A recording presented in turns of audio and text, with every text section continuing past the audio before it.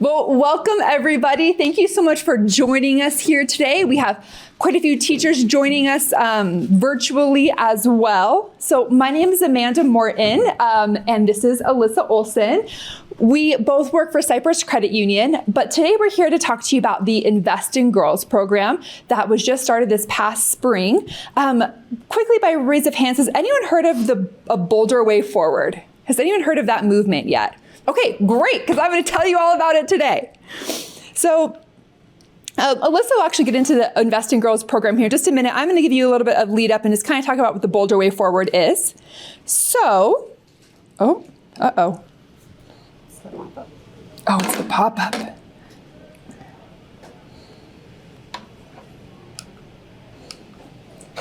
Maybe? Okay. So nationwide and statewide, we have studies that continue to show that women in Utah specifically are not thriving in a lot of critical areas. I apologize, we keep getting this pop-up. Luckily you all aren't seeing it, and although the needle has moved a little bit in these critical areas, which I'm going to review what those are here in just a minute, if we continue on the trajectory that we're on, it's going to take between 2 and 4 decades for there to be truly notable progress in these areas. And so as a way of overcoming that and moving the needle a lot faster, Dr. Susan Madsen, who is up at Utah State University, has created this initiative called A Bolder Way Forward. And the idea of it is that we're going to uplift and move girls and women forward in Utah much faster than we were previously going to be able to do before. So the framework of A Bolder Way Forward, it's basically just to help the Utah women and girls to thrive. And so it includes 18 different areas that are also called spokes, and they fall under 5 broader categories I'm going to show you here in just a minute. Each spoke is led by a coalition that's been put together of either experts or volunteers in that specific area to really drive movement in it. So the Bolder Way Forward framework, the 5 general areas are education, which is why we're here today, workplace, community engagement, health and wellness, and then safety and security. And if you're curious about any of these other any of these other spokes, you can always go onto the Bolder Way Forward website and really delve into each of them. Specifically though, here today, we're going to talk about, on the education standpoint, the high school financial literacy component of that. So the Bolder Way Forward, who here has heard of the John Cotter's 8 steps to the change model? Has anyone used it before or heard of it before? Okay, so it's a fairly I can't remember what year, but I mean, this is the early 1900s, I want to say, that this was created, but it's been a model that has stood the test of time. And so this model is really what's been used as kind of a preliminary way of helping to create this Bolder Way Forward movement. And so this first year, we'd actually just celebrated with our second convention about it, but the first official year of it was May 2023 through May 2024. And we really focused on kind of these first 4 areas of the change model, which is to create a sense of urgency. And that is by having a clear and powerful narrative that captures the need for the change. And then forming powerful coalitions. So like I just mentioned previously, there's now coalitions between each of these 18 different areas that we need to see the metrics move in. And then to create and inspire the vision, and then communicate what the vision is. So really the first year, that was the main focus. Now we are kind of moving into steps 5 through 8, and it doesn't mean that we're done with steps 1 through 4, but we're going to continue to work on those as we move forward. So last week, as I was hearing Dr. Susan Madsen talk about this, she used this analogy of a bridge to really help to understand where it is that we're at and where it is that we're trying to go. So right now, as it exists here in Utah, for girls and women, there really is kind of this dilapidated bridge. So it's still standing. We have a few different slats on there, but chances are, if you were trying to go from one end of the bridge to the other, you most likely wouldn't make it. And if you did make it, it would be with some pretty big barriers. That's where we're at with with Utah women and girls when it comes to finance and financial literacy, and the other spokes as well, but specifically, in the finance sector.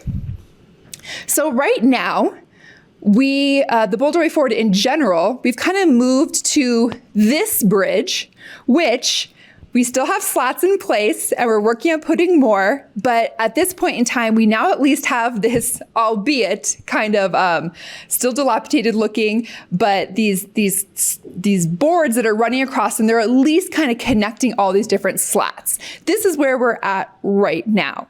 And the hope, though, is that we won't be here for much longer. The hope is that we're going to have each of these slats filled in fairly quickly, and that instead we're going to have this beautiful bridge that all of these women and girls can walk across and be really successful with finance and all the other areas that we need to have improvement for women and girls here in Utah.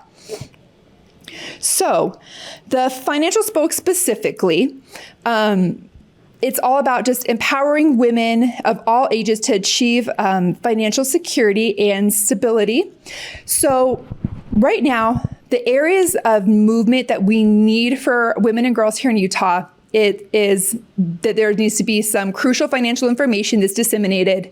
There needs to be innovative resources, timely education opportunities, increasing success of personal finance, best practices, and then other gatherings to meet new friends and mentors, advocates, things like that. Here at the high school level, we are very lucky that, Utah has this mandate that every girl has to go through, general financial literacy. Not every girl, every high school student has to go through it in order to graduate.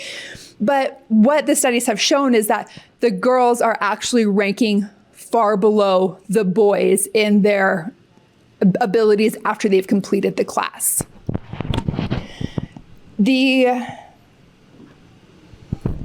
So the financial spoke itself, the areas that we're really focusing here then on are budgeting, managing debt, credit scores, home ownership, estate planning, investing, entrepreneurship, understanding insurance needs, protecting your money, and then starting a business. So as you all know, Utah is a phenomenal place to start a business. We have so many amazing resources that a lot of other states don't really have available. And so if we can get starting a business and being your own business owner as part of this, we feel like that would be very, very valuable. Now, as you're looking at this area of focus, these are all things that you teach in your financial literacy classes. But the question is, after they complete this semester with you, what are they doing with it? We need to create an ecosystem of this type of information where they have it over and over and over again, and not just the one time here in general financial literacy. Is this one yours? This was mine. Okay. So it is a bold vision that we're moving forward with. So the vision is to empower Utah women of all ages to achieve financial security and sustainability by increasing their financial confidence and competence. And then the thriving statement for this is women of any age can thrive when empowered to achieve financial security and stability. So again, looking at these 15, 16, 17-year-olds, some 18-year-olds that we're working with now, how are we going to help them thrive past high school when this class is no longer a requirement for them? The bold goals are to increase financial competence in high school girls. So this metric we're still waiting on how we're going to create or figure out exactly how we're going to measure this specific metric. But the next one is to increase the percentage of women who are involved in financial decision-making in the home. There is a metric in place already to figure that out. How many of you would say that your students, and I don't know if any of you would actually know this information or not, but how many of you feel like your students come from a home where there's maybe equal participation with the parents in finance? Does anyone feel like that's a common practice? I would agree with, in the classrooms I've taught in, I have always gotten the impression that it's definitely more one person than the other in the home. And it seems to less be the woman who's doing it. I also teach in a lot of trade school classrooms, and I definitely would say there that it's actually kind of odd how once women move into this trade, how it almost feels like they feel like they're supposed to turn over the financial part to somebody else, and it's not necessarily theirs to own. It's a very interesting dynamic that happens there. Let's see here. And then increase the percentage of Utah women who have emergency savings. So I'm sure you are all aware of the many different statistics that we hear about emergency savings, but most commonly the one that we hear is the surprisingly tiny amount of people who could afford $1,000 if there was an emergency. How many of you have ever encountered $1,000 emergency, right? Like way too many times. Yeah. And let's say that someone did go on to like own a home and an air conditioner goes out, right? Now we're talking about a $10,000 emergency. The water heater goes out the week of Thanksgiving. That happened to me this year. So now we're talking about, $7,000 emergency. So, helping to figure out a way to work towards this emergency savings goal, and in a way that the money will always be accessible to them. So sometimes someone will say, yes, we have emergency savings, and that's fine, right? That it's a we thing, absolutely. But making sure that both parties have access to that emergency savings, because if the emergency savings is just in a partner's name and not in yours, even though you are collectively, in partnership, if you don't have access to the emergency savings, that's not really going to help you if you were to ever be the one who's in need of it. And your partner wasn't part of that. And then increase the percentage of Utah women who have a retirement account. So, we talk about being able to help women to become business owners if they would like to. Well, you teach entrepreneurship. How many entrepreneurs kind of sideline this idea of a retirement account, right? A lot of them don't really think about that till much later when the business is hugely successful. And so if we're going to push that as an initiative, we also have to make sure that we're creating this path out for them eventually too. Okay, so the goals here, this is kind of the timeline of what it is that we would like this to look like. So in the step one is that I'm aware of the resources that help me achieve financial security. And so we're looking to increase this by 10% for 2026 and then 20% by 2030. The next one is I have utilized resources that help me achieve financial security. So we're looking for women to find agreement in this by 10% by 2026 and then 20% in 2030. I believe it's valuable for me to understand my personal finances, have an increased agreement by only 5% by 2026 and then 10% by 2030. I can manage my personal finances independently and make informed decisions to improve my financial wellness, increase by 10% in 26 and 20% in 30. And then it's important for women to be competent and confident with money, increased by 5% in 26 and by 30% in 20. Now, as I read these things, I feel like as someone personally who has always owned my portion of financial, of my financial well-being, these statements are so easy for me to be like, yes, of course, I agree with this. But would you say that some of your students would have a hard time agreeing with some of these statements right now? Or not, especially in today's economy. I mean, I have a daughter who makes a very good living as a NICU nurse. Yeah. And could not. She told me the other day she qualified for a $325,000 mortgage, and she's like, "Mom, did you know that we have trailer parks?" Yeah. Because that's what she can get. That's what she qualified. Yeah. Yes. And so she's like, "I'm living in your basement." Yeah. So even if they have gotten an education, how do they manage their personal financial independence? Right. It's how. Absolutely. How can we help them? And how defeating must your daughter be feeling, or defeated must your daughter be feeling right now, right? So she went to school, she got all the schooling, has a great job, has a great income, but it's still an unattainable thing for her to simply get a home right now unless she's going to leave Utah, right? And so she might be thinking, well, what was the point of all of this, right? And then we kind of might see this slide backwards. Right. Thank you for sharing that and for pointing that out. I would, of the women who I am friends with and are kind of maybe in my circle of influence, I could honestly say that I don't believe that all of them would believe this information right now. I believe that this is either accessible to them or something that they can have or do. And these are women who are in business, right? And so if anything, you would think that they would be.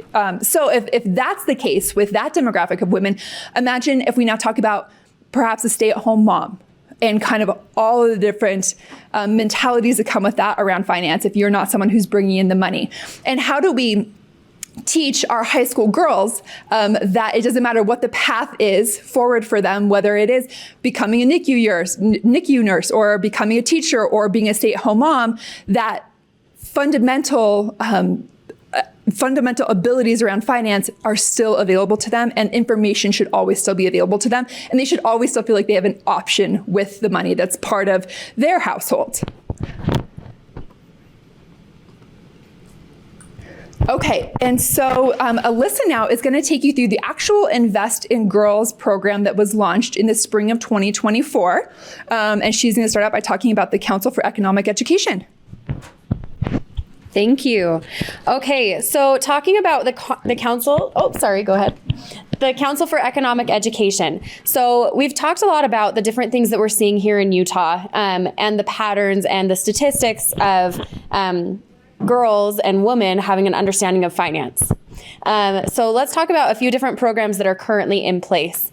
There's one thing that's called the Council for Economic Education. This is actually a nonprofit based out of New York. It was founded in 1949. So this has been around for quite a while. And this shows that it really is not just a Utah problem, it's a national problem that we're seeing here. So this council, their mission is to equip K through 12 students with the tools and knowledge of personal finance and economics so that they can make better decisions for themselves, their families, and their communities, right? So that's their goal. That's their mission statement. They have a whole wide range of different programs that they offer. They have different scholarship opportunities. They have all kinds of different things, competitions that they have nationally. But one thing that they do offer is a program called Invest in Girls. So talking about Invest in Girls, there are two goals of this program. Okay, so it comes from CEE, and the two goals of this program are, one, to increase the amount of financially literate girls in the United States, and two, increase the amount of women working in financially related fields. So from their website and the different research that they've been able to do, it shows that research shows 1/3 of the gender gap in financial literacy can be attributed to confidence, while 2/3 can be attributed to gap in financial knowledge. So we're seeing that there are basically two main problems here. One of them is confidence that they have in themselves and in the education that they are gaining. The other problem that's actually a larger problem is the gap in financial knowledge. So one tricky thing there that we've seen is that a lot of times their confidence can affect the amount of knowledge that they have. Right? So if they're approaching this, they're gaining just as much in the classroom as somebody sitting next to them, but they don't have confidence in themselves. They don't have confidence that they'll be able to apply this knowledge in the future. Then they walk away with actually less financial knowledge than the person sitting next to them. And so that's a really big problem that we see. Moving forward, it says in the financial services industry, executive committees are only 16% female and corporate boards are only 20% female. And that's something that Invest in Girls wants to change. So we can see that obviously this gender gap that's starting just during like high school and very young ages, it's really impacting a lot of different things within our economy, and a lot of different things as far as girls having an understanding of what they can actually achieve in the corporate world. If they don't have confidence in themselves in the younger ages, like in high school when they're learning about finance, then they're not going to be as likely to actually pursue a career that could lead them to being on a corporate board within the financial industry. So basically what this is it's a program that we've introduced to different students at the age of high school. And it's anybody that's a girl that's wanting to learn more about finance, and basically this is all over the country. And so we just barely introduced it to the state of Utah, like was mentioned this spring, but it's been happening all over the country for a while. Invest in Girls is actually broken into 3 different parts. So it's a series of classes that can be taken. The first one is Be the Chief Financial Officer of Your Life. This is 6 classes on the basics of personal finance. So they take a 6-class course and then they pass the Chief Financial Officer. The second part of the series is the Chief Investment Officer. So be the Chief Investment Officer of Your Life. So this is 6 classes on the basics of investing. The third one is Be the Chief Executive Officer of Your Future. And this is once again 6 classes based on college, internships, and job skills. Okay, so you can see that if they take all classes for all 3 parts of the series, then they're taking 18 different classes that can help them get a jump start where they're currently missing out. So the class that has been taught in Utah already is actually Be the Chief Financial Officer of Your Life. Like was mentioned, it's broken into 6 individual classes. Each of them is 1 hour long. And so I'm going to go into the curriculum that goes with each of these individual classes. So the first one is Let's Talk About Money. When doing this class, you actually start out and just ask the students what they currently understand about money, right? And it's very interesting because in your first class, as you've probably seen with your students, sometimes people are very willing to participate, other times they don't feel comfortable participating, right? That's where we're seeing that lack of confidence. So the first class is where I saw the most lacking of confidence, right? People just having no understanding. They don't want to admit that they don't have understanding, but they just kind of sit back and watch other people. But we had a little talk about just money, the very basics of money. We also did a little quiz that tells people what their spending habits are like. So are they naturally more of a saver? Are they naturally more of a spender? And having a discussion about the dangers of maybe only saving or the dangers of only spending and how we can kind of make a balance in our lives. And the nice thing about that class is we're able to look back at our patterns from class 1 throughout the rest of the series, right? And we can ask the students, hey, how can you see yourself changing from your original habits? And so that one's a really fun class. The second class is You and Uncle Sam. Now, this one is talking about paychecks, pay stubs, helping them understand how to read them. Majority of the students in the class said that even if they had a job, they had never looked at their own pay stub before. And I've noticed, even in talking with friends and people in my social circles, a lot of people still don't look at pay stubs, right? But it's so important to have that understanding of finances, even on that basic level of a pay stub. And so we were able to kind of discuss pay stubs, talk about what they look like, how we can look over our paychecks, make sure everything is coming through correctly. And that is also the class where we talk a little bit about taxes. And a lot of them, I noticed, didn't have an understanding of how taxes worked. They just knew they existed, right? And so being able to have that understanding. There were even a few girls who left the class that day and they said, oh, I'm going to go tell my parents about this. I don't know that they understand taxes either. Okay, so it's really fun to see that that's the class where they started to gain more confidence. They started to know, hey, it's okay that I didn't understand at first. Nobody else in this classroom understood either, and now we're all growing together. They started to gain the confidence that they could go home and teach family members and friends about the different things that they learned in the class. So I loved watching even the confidence change from class 1 to class 2. It was incredible. The third one was budgeting, right? It's called Budgets, Budgets, Budgets. So just talking about budgeting. One thing that we've noticed culturally is you mention the term budget and people hate it, right? It's very negative. They have this idea that budgeting is restrictive. And this class helps us kind of give the understanding that it can be freeing, right? If you budget correctly, it actually frees up finances. It helps you feel more confident in your finances.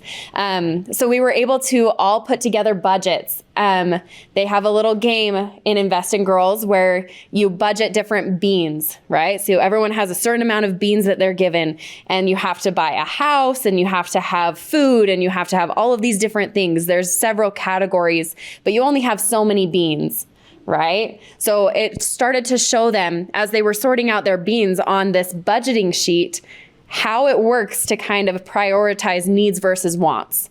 Right? A lot of times the kids were like, oh, I really need this. But then they were running out of beans and they were like, just kidding, that was a want, right? And so it started this discussion of needs versus wants and how we can move forward in life with a better understanding of how budgeting can help us in our lives in the future. It also helps them to start thinking more long-term rather than short-term gratification.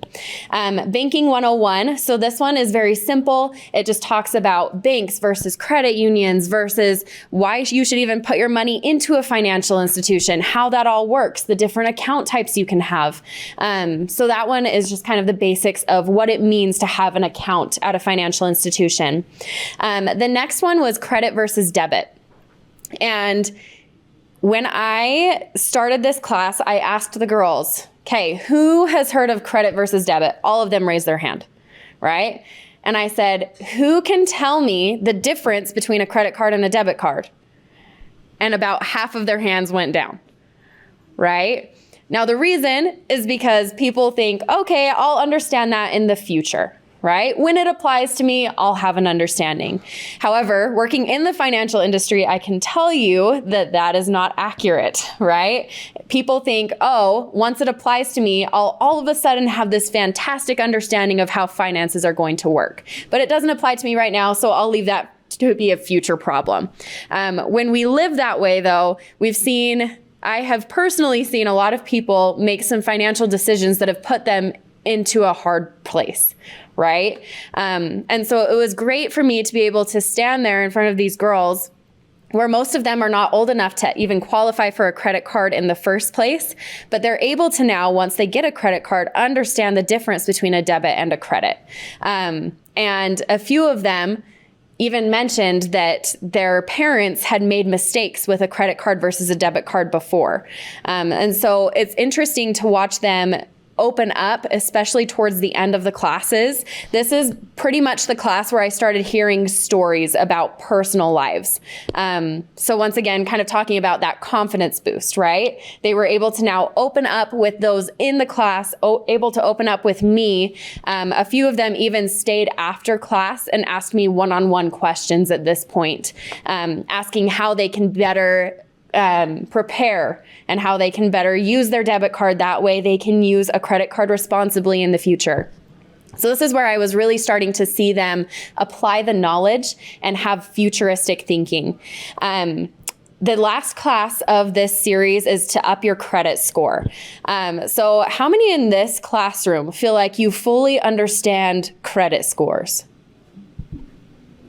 Okay, we're like, yeah, we're seeing like a few hands. A few people are like, I have no idea. Okay. I've got to use Experian also does it now. Yes. As Amanda says, Experian also does not fully understand. Okay.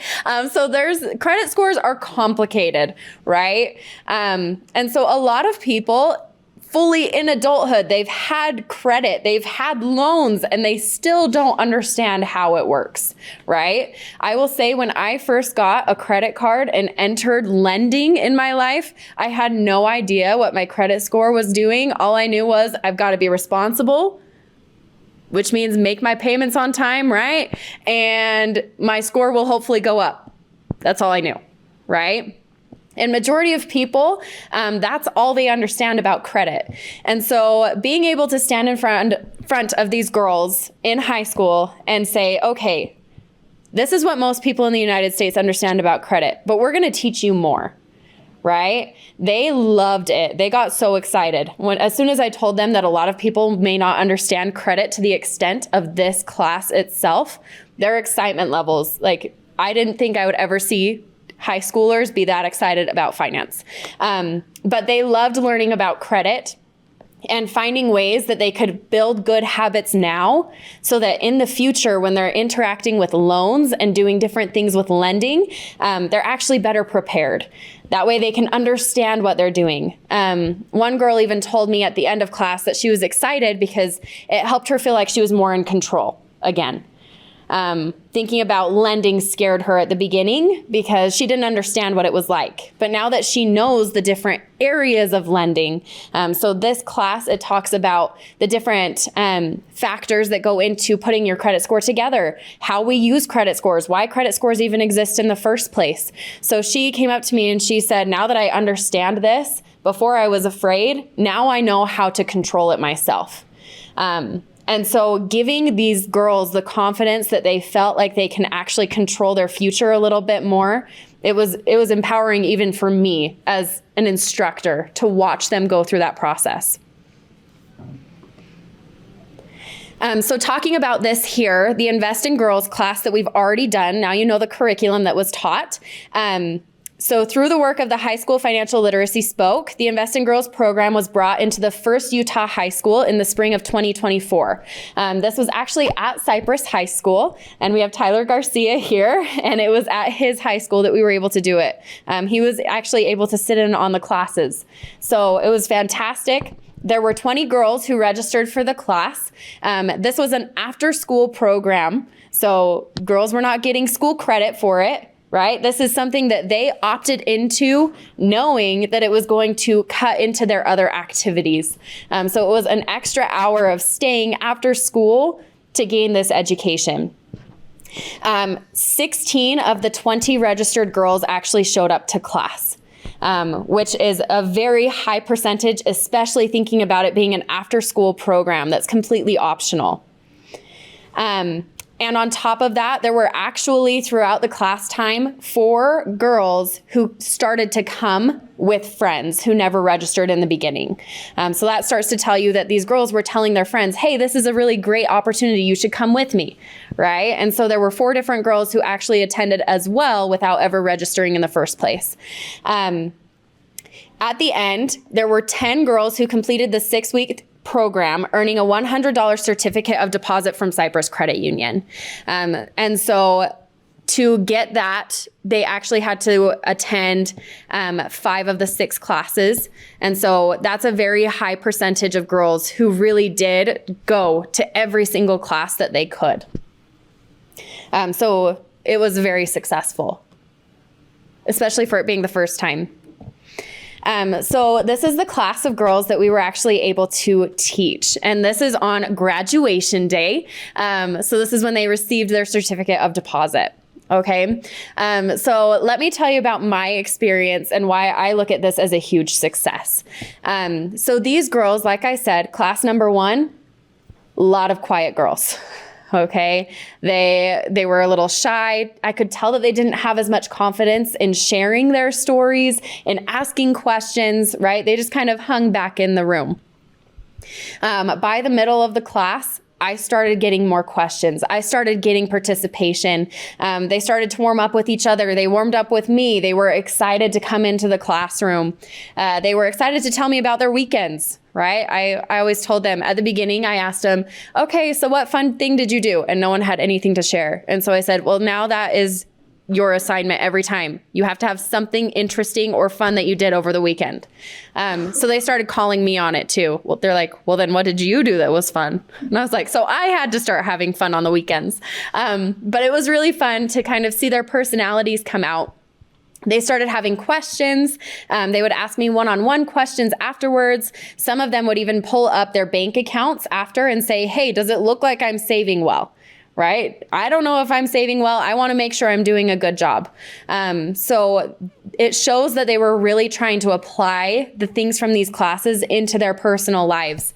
I started seeing them say, I'm going to go tell my parents about this. I don't know if they understand it or not. I want to find out more about what my parents do, all of those types of things. So they were really looking at it from a wider lens than I was even expecting. So one thing that did happen here in this class, I showed up to class number 1, and I had a girl in the class who only primarily spoke Spanish, and I do not speak Spanish. And so I could tell that she was a little confused about the curriculum. There were a few girls who were sitting next to her who were willing to actually step up and do some translating during the class. However, it was tricky for them too, because they're learning new concepts and they're trying to take it into their lives and take notes and do all of their things for themselves as well. So I could see that it was a little strain on some of the girls who were super willing and so kind to help translate during the class. We actually have a really cool piece of technology, and it's earbuds. So class number 2, I was able to show up with these earbuds. And the way that these work, I wore one, and it looks kind of like an AirPod, right? Just a little small earbud. I wear one. The girl who spoke Spanish wore one, and it does a lifetime translation. Okay, so as I spoke English, it automatically translated things to Spanish so that she could hear and understand it in real time. And I was honestly, first of all, surprised that she still showed up to class number 2. Her understanding of class number 1 had to be very minimal. And I felt terrible about it personally as an instructor, right? I just wanted to do something to help her, but I didn't know what else I could do. And so I was so proud of her, first of all, for showing up and being excited for class number 2. She was happy to be there. She came in smiling. I showed her the earbuds, and as soon as it did, just a little translation of my introduction of myself, she grinned.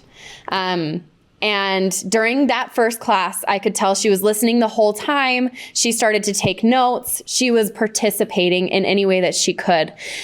She was still very quiet. Came over and said, thank you, handed me the earbud, and we were good. 2 classes later, that's when she started to participate. She wasn't confident in raising her hand, but her confidence was shown to me by she would whisper, because the earbuds translate directly to me as well into my ear. And so she wouldn't raise her hand to answer the question, but if she knew the answer, she would whisper, knowing that the earbud would pick it up on her side. And so then I'd hear her answer in my ear. And then she was always correct. I would look over at her and I would just nod and she would grin. Right? So she was so excited that she was able to actually participate. And her confidence, like I said, it continued to grow.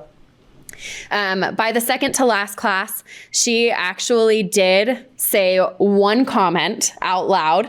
And it translated, but everyone else could hear it as well. And so just showing, even in that 6-class period, how much her confidence grew, being surrounded by so many people who were so supportive of her. And that's one thing that I absolutely loved about this class, right? She is one of the girls who did graduate. She had 100% attendance. And it was incredible to me to see that. Majority of these girls had 100% attendance of this class. But you can see these girls on day number 1, a lot of them would only say hi to their friends that were also in the class. They would make eye contact with a few people and then they would just kind of stare down, right? We can all picture a classroom, how that tends to happen. By the end, I would walk in, they would walk in, and they would be talking to each other. Class number 1, they weren't talking to each other. Class number 6, they were talking to each other. They would come up and say hi to me. I would bring a treat every time and they would come up and say, "Okay, what's the treat today? Is it a good one or not?" Right? So the confidence that they had in being able to joke with me, to joke with each other, and they all felt so proud of one another. As they received these certificates, they grinned at each other. They gave each other high fives. They were so excited that they were able to complete this.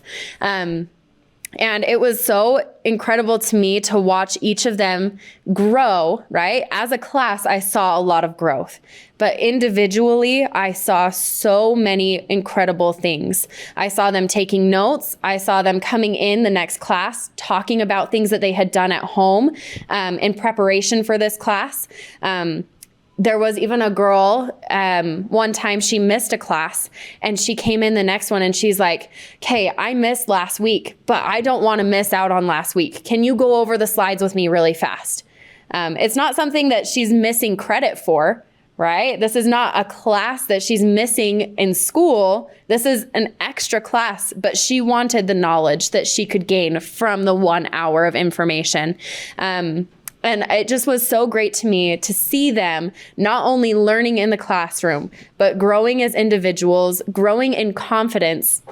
A few of them said that they were so excited for when they take financial literacy in the future too, because then they can raise their hand and know the right answer before other people. But it was just so great for me to be able to see them grow and watch them start at this young age to already apply it into their personal lives. So a lot of you might be wondering, like, why would we teach this? We already teach all this information in the financial literacy courses, and that is correct. All this information that Alyssa taught is also taught in the general financial literacy courses. The difference is the group, I believe, that they're going through it with, and the fact that they are volunteering their time and they personally want to do it. They feel like they're surrounded by other girls who want to do it as well. We also found, and maybe Tyler can speak to this, but it seemed like the girls seemed to really connect with Alyssa. Number one, she's not a teacher who she learns from during the day, right? And number two, she demographically is kind of closer to their age range than maybe some of their other teachers are. And for whatever reason, they seemed like they connected well with her. Tyler, do you have any thought on that piece really fast?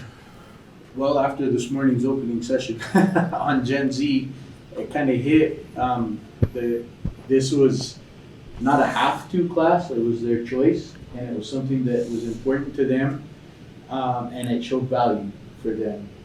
But again, the instructor was the key to all of that because she did build relationships, and I saw that firsthand. Most of the girls in the class, not just the ones that have the certificates, were girls that are constantly in the hallways or their heads down in the classroom or on their phones or not even in school. They would sit, so it was a little bit more than an after school class because it started at 3, right? Mm-hmm. We get out at 2:10. So they had to sit for almost an hour before this started, and they would sit outside my career center and they wouldn't come in. Door was open, they wouldn't come in, they saw Alyssa, and all of a sudden they would come in. And so she built a great relationship with them, trust.